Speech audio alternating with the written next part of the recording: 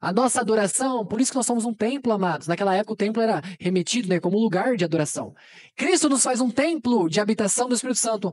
Nós somos agora uma adoração ambulante, com duas perninhas andando. Ambulante.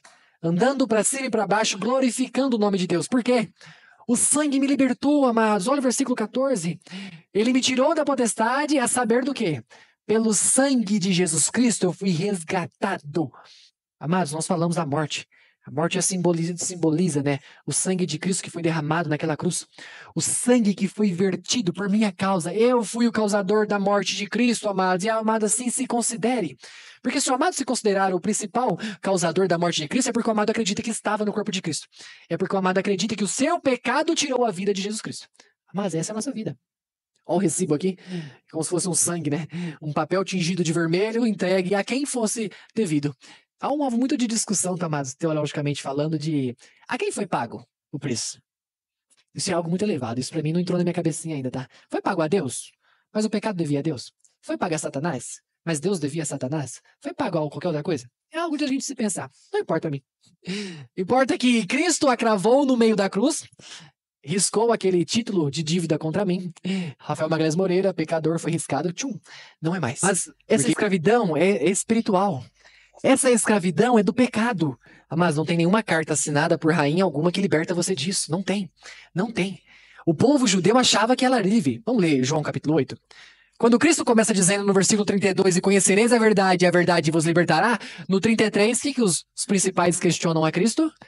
Responderam-lhe, somos descendência de Abraão, e nunca servimos a ninguém. Como dizes tu, sereis livres?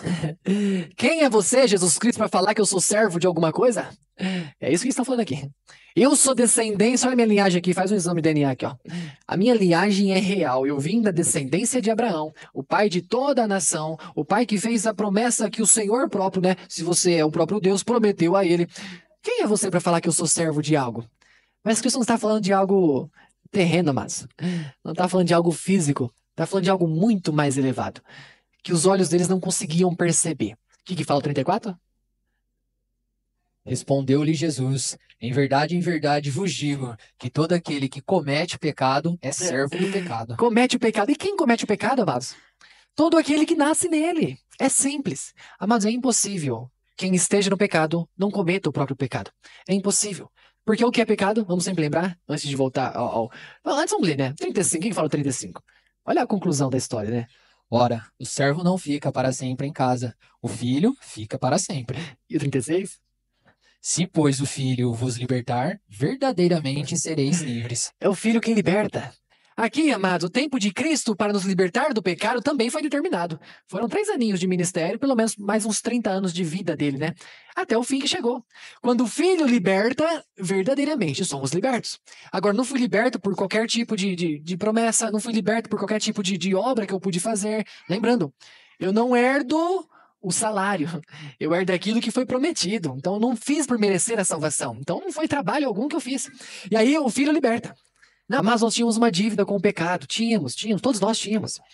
E tínhamos que pagar com a própria vida. É isso que o pecado exige, só isso, mais nada. Ele só exige a sua vida. E sabe onde isso vai terminar? No texto que nós lemos de Apocalipse. E a morte e o inferno lançados no lago de fogo. Antes, né, nos textos anteriores, falam que o mar devolveu os seus mortos, né, todos os grandes e pequenos, todos perante Cristo. O grande tribunal, assentado sobre o trono branco, para serem julgados. E cada um julgado segundo a sua obra. E no final do julgamento, a sentença. Condenação eterna. No final da sentença, a separação dos povos. Esses aqui estão em Cristo, vão para a direita, sobe a escadinha. Esses aqui fora de Cristo, à esquerda. E agora, o lugar reservado a vocês é o lago de fogo.